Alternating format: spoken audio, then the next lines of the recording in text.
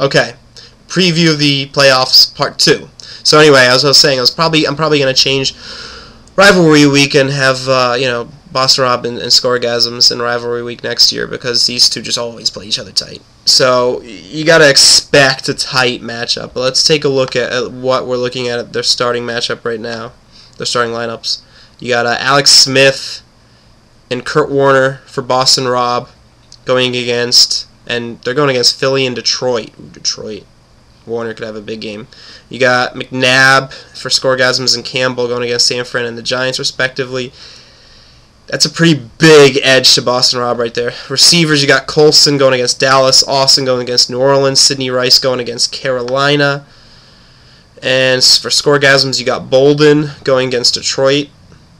Steve Smith of the Giants going against Washington. Donald Driver going against Pitt. That's a slight edge to Boston Rob. Running back, you got Ray Rice against Chicago. Fred Jackson against New England. He always gives us trouble. And Ganther going against the Giants. Against D'Angelo Williams going against Minnesota. Forte against Baltimore. McCoy against San Fran. It's almost a wash. I'd say a slight edge to Scoregasms maybe there.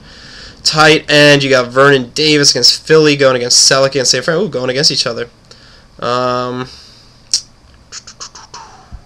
The flex positions, you got Meacham against Dallas and Tomlinson against Cincy for Boston Rob. Going against Hines Ward for Green Bay, and Bresson against Detroit. Probably edge to Scoregasms a little bit there. Akers and Tynes. You got Denver against Oakland for Boston Rob. That's pretty nice. I don't know who's quarterbacking for Oakland too. Gurkowski might be out, so that's really nice actually. And Green Bay against Pitt for Scoregasms. It's not that great.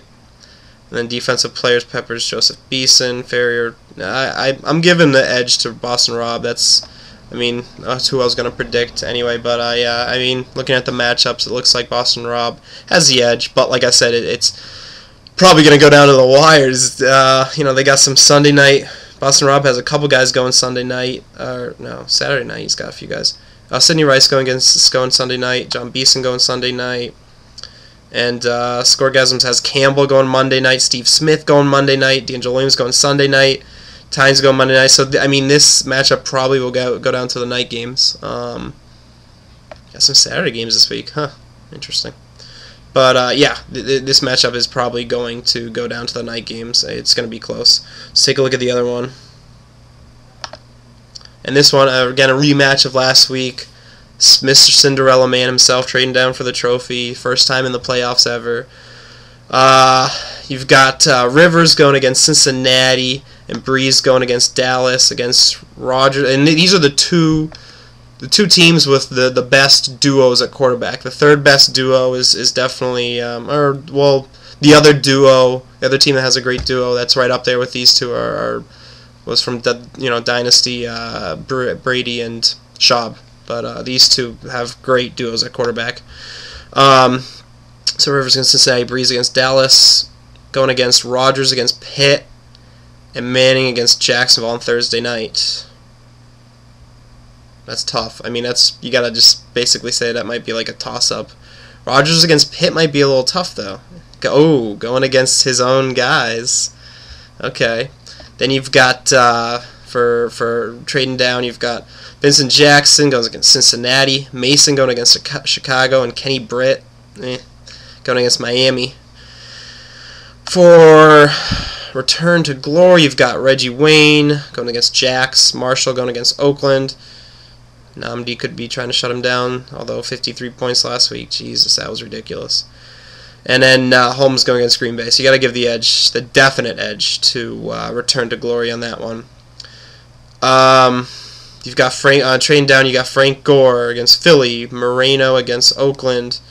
Good matchup there. Cedric Benson against San Diego. Good matchup there. So pretty good matchups. Gore's playing a tough run defense, but pretty good matchups for his running backs there. And then return to glory, you got Grant going against Pitt. That's a tough matchup. Mendenhall going against Green Bay.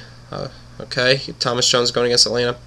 So not great. I'm giving the running back edge to trading down.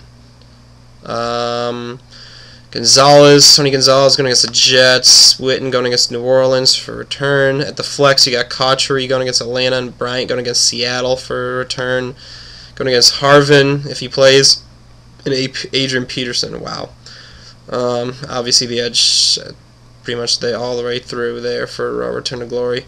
Baronis against Crosby. You got the Jets against Atlanta for trading down, and Philly against San Fran. I'm picking. I love the Cinderella story, but I think the pumpkin. I think the clock has struck 12. I think the pumpkin has shrunk. I think the glass slipper is broken, unfortunately, and I think it's going to be an all J finals. Looks like it's going to be big Weinstein versus Weiss for the finals. I was kind of hoping a few weeks ago for a little Weinstein versus Weiss finals, but it looks like it's going to be a big Weinstein versus Weiss finals, so I'll have to settle for that. But it's a great story. Lou Rubinaccio making his first playoff appearance, but he's playing a superior team, and again, on any given Sunday, any fantasy team can win, so you never know. But again, another funny thing about the standings was we actually had a sandwich made this year. We had the top 2 teams, Jays, Weinstein and Weiss, and the bottom 2 teams, Jays, Weinstein and LaFrance, and in the middle were the C's. So it's kind of funny. Last year we had 3 J's and 1 C in the playoffs. It looked like for a little while we might have all 4 J's in the playoffs. And then this year it was 2 and 2. So it's kind of a little funny. But I think good luck to all that made the playoffs. You'll be seeing me next year. Dynasty never dies.